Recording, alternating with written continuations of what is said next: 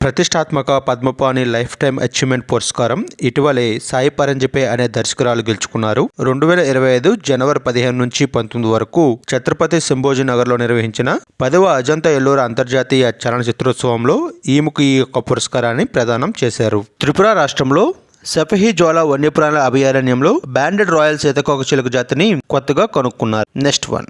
భారత అంతరిక్ష పరిశోధన సంస్థ ఇస్రో నూతన చైర్మన్గా 2025 జనవరి 14న డాక్టర్ వి నారాయణ్ బాధ్యతలు స్వీకరించారు. ఎస్ స్వామినాథన్ స్థానంలో నియమితులైన ఈయన 2 ఏళ్ల పాటు లేదా తదుపరి ఆదేశాలు వచ్చే వరకు పదవిలో కొనసాగుతారు. అంతరిక్ష శాఖ నూతన కార్యదర్శికి కూడా ఈయన బాధ్యతలు చేపట్టారు. ఈయన liquid propulsion system centre director కూడా వ్యవహరించారు. ఓకేనా. Next one.